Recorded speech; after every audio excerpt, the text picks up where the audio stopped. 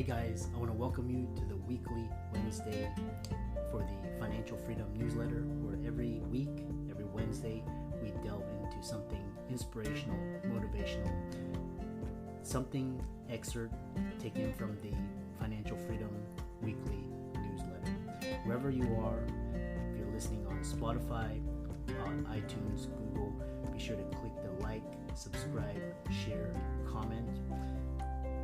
And without ado, let's get into the show. Hey guys, welcome to this week's podcast episode for the Financial Freedom podcast. I'm your host, Dr. Christopher Liu. And as you know, I'm always in search of the meaning of freedom. Was it money? And it came down to 4 different types of freedom: financial, time, location, health freedom. And I started scouring the globe, looking for people embodying these types of freedom on the margins, impacting the world. So today I have an entrepreneur, Nick from Boston, and he's a marketer with more than 100 plus actual customers acquired. It's going to be a fantastic discussion. I always love the success story, and it's going to be a great conversation. So I'm happy to welcome Nick to the show. Welcome. Thank you, Chris. I appreciate you having me on the show. I'm super excited, and it was fun, like hanging out with you backstage a few minutes ago too. We had a few giggles, so let's keep the fun vibe going. Yeah, I love that, and I love the whole Podmatch community, the ability to connect with people. And so, tell us your origin story and how you got started. So I'm not a doctor, but I do play one on TV from time to time. I'm just joking. My origin story, I'm born and raised here in Boston, Massachusetts. I'm the son of 2 amazing parents, Greek immigrants from the beautiful island of Kalimnos in Greece, which is one of the most authentic islands and areas of Greece. The highest percentage of neoclassic architecture in all of Greece. Fun fact.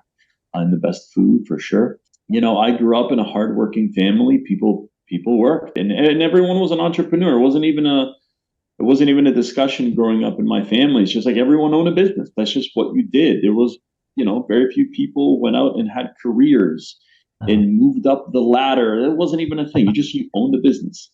Yeah. Whether it was a restaurant, my grandfather was a sponge diver, had his own boat.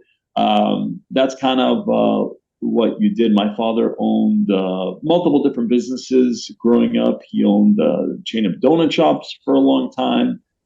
He was in the food provisions business, and even he had a used car dealership at one point. So I grew up in that world, and I was super blessed to experience hard work and entrepreneurial spirit very young. And I would say I brought that into my own career. I started while in college, doing sales, doing real estate sales, and then eventually mortgage sales. And I brought an entrepreneurial spirit to that, where I really loved, kind of originating my own business and building a brand and getting my own leads versus maybe using the company's leads, and sort of controlling my own destiny.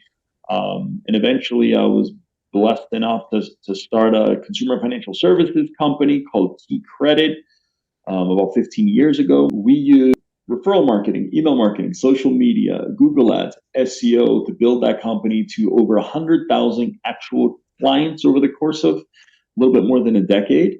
And then you can almost say I kind of took the show on the road. I always say we, because we have people from our team too. We got really good at this Google stuff, you could say. We got really good at acquiring customers using the internet. And we always had the perspective of the business owner first, the marketer second. So, eventually a few of my friends said, "Hey, Nick, I see you doing big things over there. Can you show me what to do?" And I started helping a couple of friends that were business owners, a law practice, a couple of law practices, a couple of real estate companies get more leads and market themselves. And I did it kind of for fun. I was like, "Hey, I'll help you. Yeah, let's do it. Let's crush it. Let's make it rain. Let's do all this cool stuff."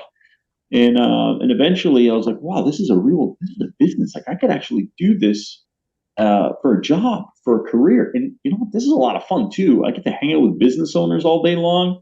Uh-huh. And what they didn't realize, I was hanging out with them. I was like feeding off of them and learning from them as they were learning from me how to market themselves. And an agency was born about 3 years ago. And here we are now. We've helped dozens of companies grow their sales, stay top of mind, and really like get financial freedom through marketing as well. And that's something I'm pretty proud of. And we can obviously talk a little bit more about that, but that's one of the concepts is, you need to create a predictable marketing machine for your business in order for you, the owner, to sort of hang back and start delegating all the tasks. And that's something we love doing because it's something I did for myself. And I love helping other business owners do it too, and seeing them get that freedom that now the business is predictable enough that they can just start delegating out all of the roles and become an owner versus a rainmaker all day long, if that makes sense. Yeah. Yeah, I love that. And I really love what the internet did and basically created infrastructure for people to, not have to, go the traditional route. And, every success story, it's always been about someone coming here, hustling and, creating value, creating, a life for them. So it's, I always love that. And, that's kind of that's the backbone of, the capitalism. You talk about this idea of the secret to marketing in any industry, and they don't tell you any e-course, media, all of this. I'm curious, Yeah. what is that secret? Well, you know what? The secret is it's not a big crazy secret. It's not a lottery ticket. So if you've ever talked about business, your phone has picked it up, and 10 seconds later, you are getting things in your link, you're getting ads in your LinkedIn feed, your Instagram feed, in your YouTube for all types of get rich quick schemes. And like sign up for this course and I'm going to guarantee this, you're going to make $10 million. I will teach you how to create this offer. Listen, I've seen it all. I've spent tens of millions of dollars of my own money, and I've uncovered the secret, which is the secret to business as well, the secret to successful business, the secret to successful sports, the secret to successful education, the secret to successful progress typically is hard work, discipline, and fundamentals. Okay. And I tell people this with marketing. And I have meetings with prospective people all the time. I want to grow my business. Nick, what do you got for me? And I say, well, why don't we go through a checklist? There are fundamental things every business should be doing in marketing. Let's check all those boxes first before we go into the get rich quick scheme. Okay. And I'll have a conversation with a client that says, I need more patience. How long have you been in business?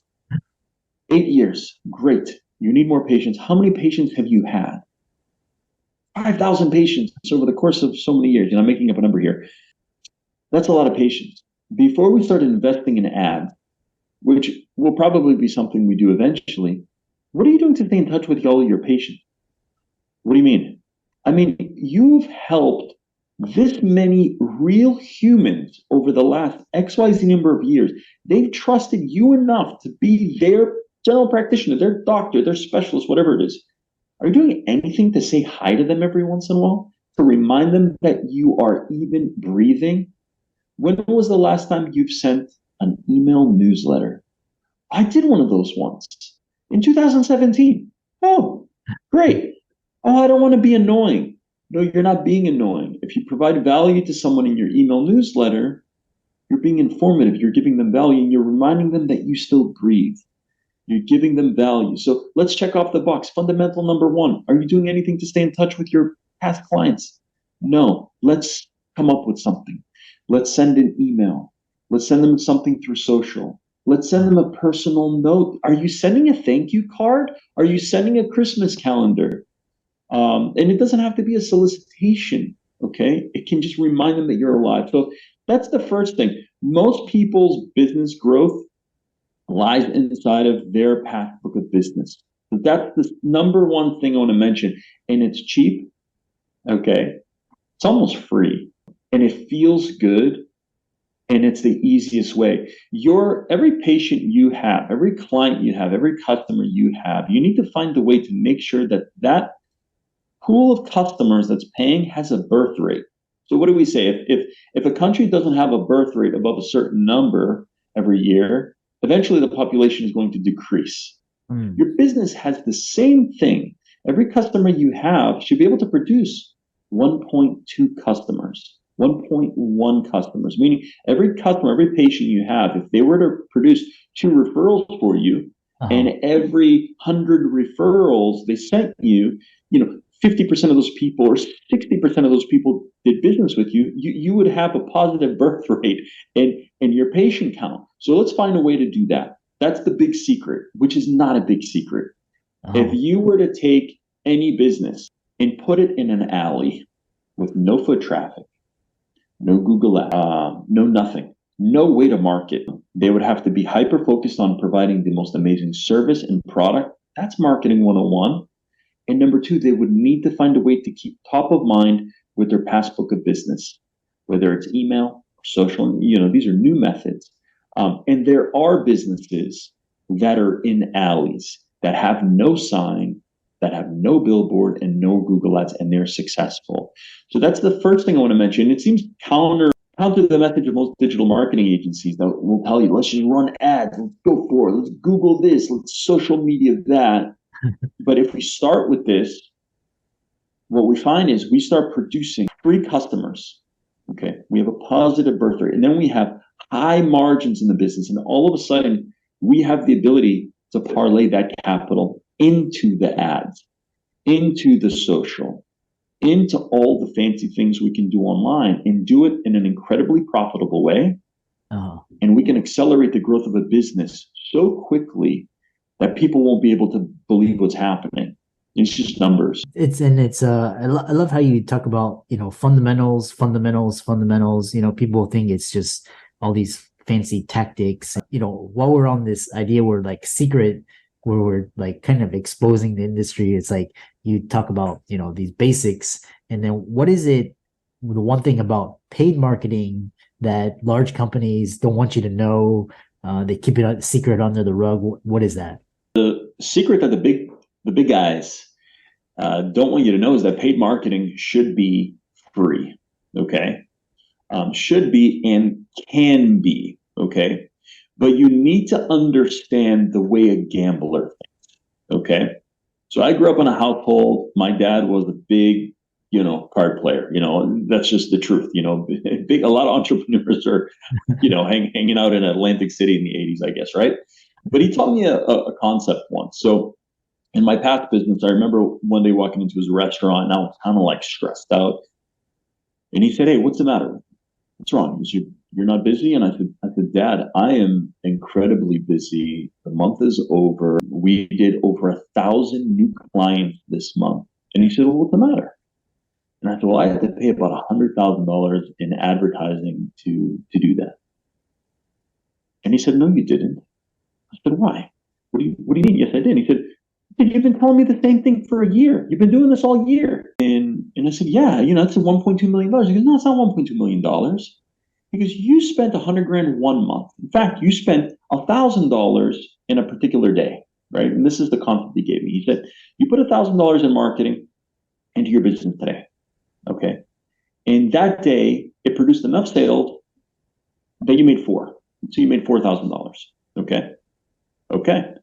Let's say your costs are $1,000 to produce your business. You got back your $1,000 in marketing expense, and then you reinvested another 1,000. You had 1,000 left over for profit, right? You got back your initial investment, correct?" And I said, "I guess I did." And he said, "So you kept reinvesting that $1,000 you got after that first day, but your first 1,000's in your pocket, correct?" And I said, "I guess it is." He goes, "So you've been playing with the house's money. You're not even using your own money. You're getting free custom." And I'll tell you, my dad was a business person. He understood that, he's not an educated guy in the academic sense, but he read a lot. He really was in tune with the business community. And when he told me this, that little emoji with the brain exploding, that was me. I think that emoji was me that day. And it made me think. And I've been recycling that initial money I've made for more than a decade. And that's what the big companies don't want you to know. The goal of marketing is not just to get a return on ad spend. It's how quickly can I get back my initial investment? Great, check. How quickly can I get back in profit enough money so I can reinvest now the house's money? Check. Good. It's free. Go nuts. Scale. And we were able to, we encompassed this, we lived this concept. Inc. 5000 multiple years in a row. Growth was so fast because we weren't playing with our own money. They say this, if you're at the casino, and I'm not a gambler, for the most part, or for any part. But when you're at the casino and you bring $1,000, bring somebody with you. Okay. And what do they tell you? Say, can you make back that $1,000? Give that $1,000 to that person, tell them to leave.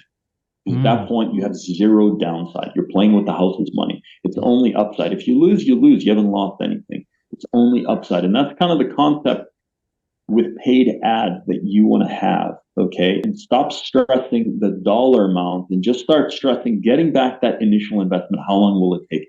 That's the number. And it's the same concept in real estate, right? We talk about passive investments. It's how quickly can we buy a property, renovate it, refinance it, get back our initial investment, rent it out, right? Yeah. We get back our initial investment and then we use the additional proceeds to buy the next property. And ultimately what happens? We have an infinite ROI. And that's why you hear these guys that, they made some money. They're doctors. They made some money. They did well. Okay. But they didn't necessarily make a fortune. Maybe they didn't make $1 million a year. Maybe they didn't, but they made a decent fortune. And they've got 100 rental units. And truly they have this passive income. And you're like, wait a second. I know how much that guy was making. W2 is more than that. How does he have these units?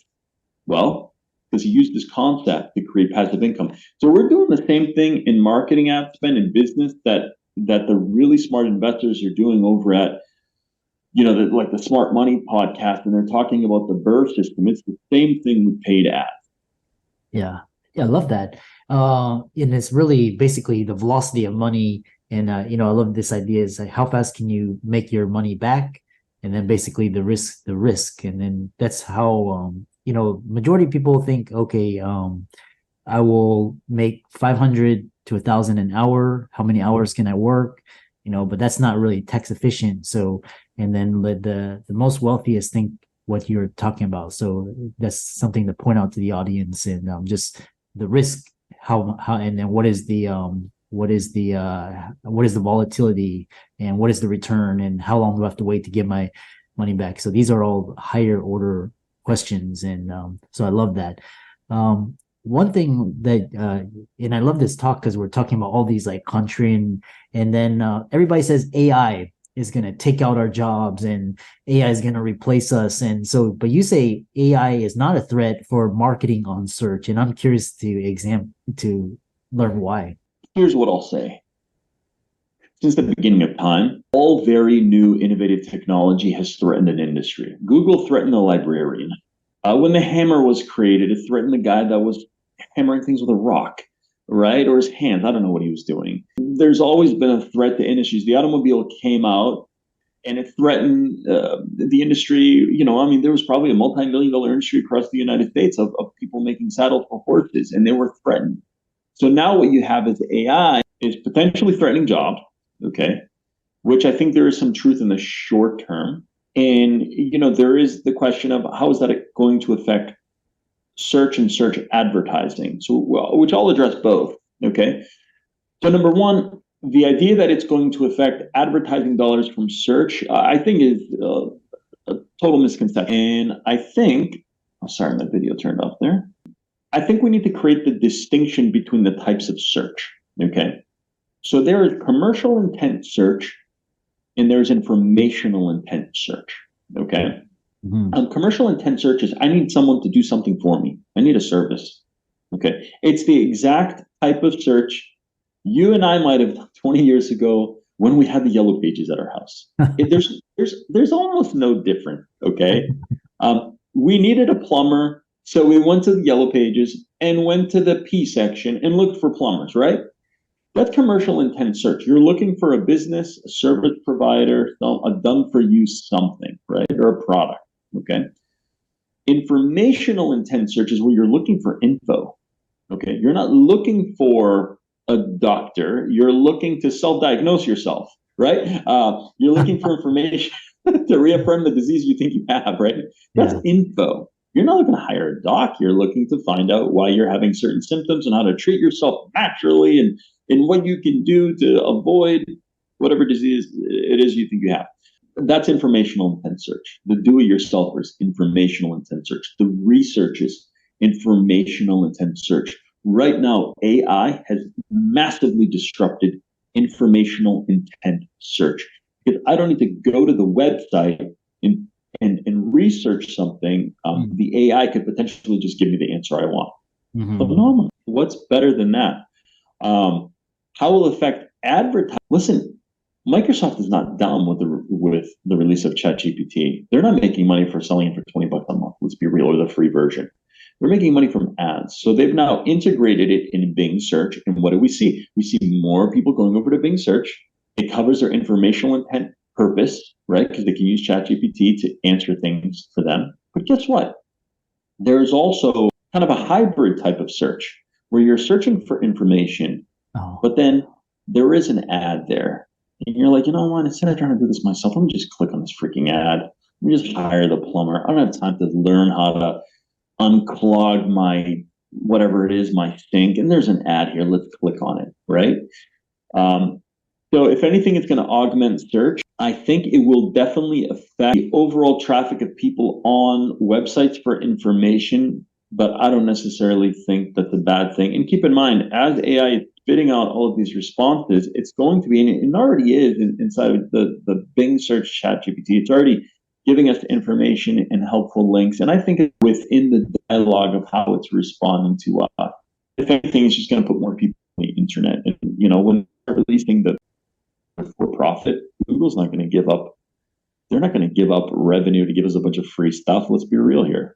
I love this. And I love this conversation about marketing and, you know, trends, and you're really enlightening. How can people contact you, follow you, reach out to you, etc.? Yeah, so they can reach right out to me via, I mean, we keep it pretty simple. You can text or email me directly. You can text my actual, it will come right to my computer. You can text me at 617-315 if you ever need to put together a marketing plan for your business, and we will start with the fundamentals. Our marketing plan is 100% free of charge for all the listeners here. You can email me at Nik, at realtop.com. You can see from my background, excuse me, you can see from my background, realtop.com, and request a free marketing strategy session there. Just mention the podcast here. You can always reach out to us for a free marketing strategy. Yeah. And so for the audience out there, and for all the audience out there, let's thank Nik for coming onto this show. I learned a lot, and you know, especially all these contrarian views, and all of Nik's resources will be in the links and show notes. Be sure to reach out to him. He's on the major social media platforms. And with that, thanks so much for coming out to the show. I have one request for you, Chris, before we go. Shoot. I'm in marketing. We have to do a digital selfie with your permission. Yeah, absolutely. Okay, here it goes. Here it goes. It's getting crazy, but this is the metaverse we live in. Stay cheese. Yeah. And thanks so much. And it was a pleasure having you on the show. Thanks, Chris.